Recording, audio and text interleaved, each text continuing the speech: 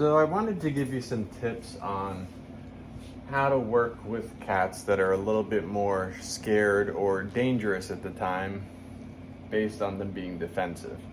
I have Butterfinger, who's very not happy about this, but I just grabbed him after dinner time because I figured he would be a good representative here. Just for what I'm trying to show, he's back about his business as soon as we're done with this. So what I wanted to show you is Butterfinger is facing left. When a cat is facing left, what I would always try to do is I would try to pet with my right hand. If that cat were to change his body direction, he would be facing right, I would switch and use my left hand. Reason being is if you're on the inside like this, and this cat were to lash out, I can get away. Where if I was petting from this angle, I'd have to come back past or jerk away, and I could only come this far. Where this, I'm able to bring my arm way further back. Another thing that's always very, very beneficial, especially on the early going, I don't need this with Butterfinger right now, but once upon a time, Butterfinger absolutely needed a towel to be used. So a towel is always a very, very good thing to have. You almost want to use it as almost like a puppet. So you want to kind of put it on your hand, and I always try to go in and pet behind the ears.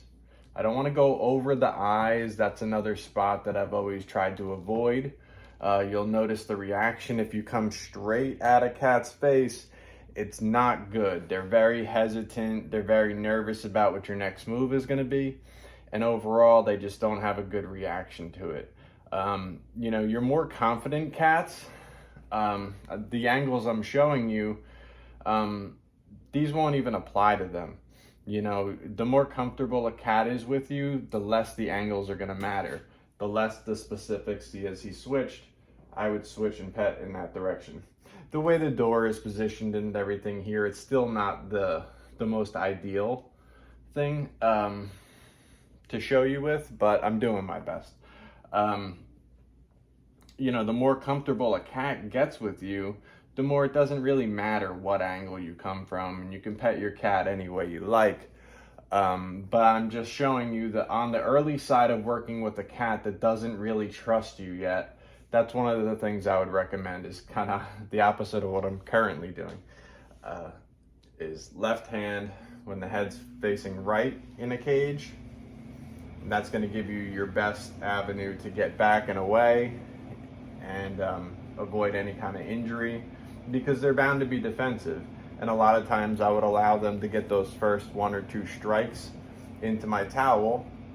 And a lot of times that's the big get away from me. They're trying to ward you off by threatening you. And many cats, when that doesn't work, your avenue to work with them is pretty open, because they were just trying to scare you. And when that fails, they're just a scared cat themselves. They're just looking for a way to be safe, and they have no idea what's going on. So the more that we find the ways that don't set them off, the more we lean into the avenues that work, our window for working with these animals and getting forward progress is better. I've always said the more positive experiences you have, the better. So every little, time that you experience an interaction with the cat, interaction is the word I was looking for, I lost. Every positive interaction you have with the cat just continues to build that relationship in the right direction.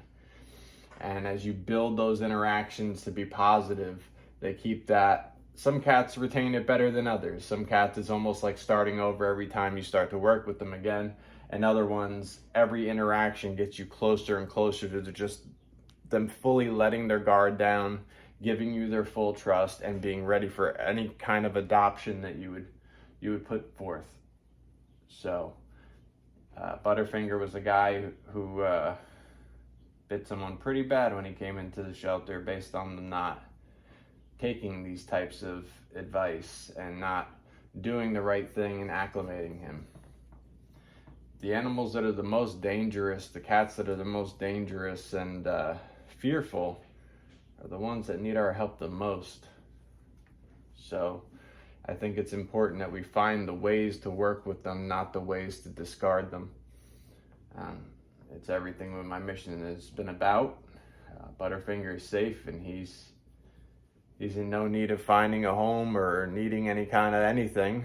We'll continue to work with them just because I want him to be a happy cat and love his life here, and he does. He wrestles with the others. He sleeps with them.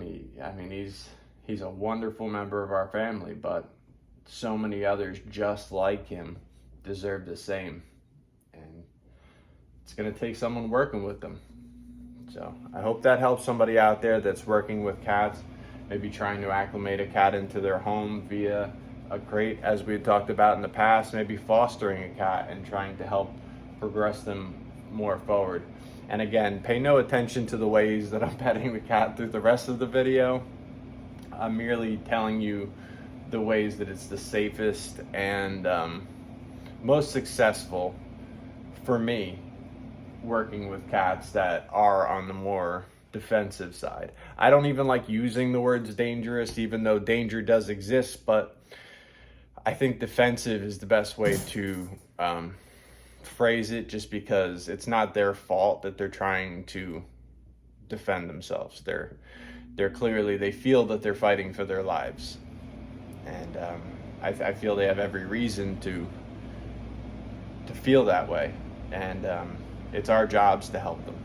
So hope it helps somebody out there who's helping them.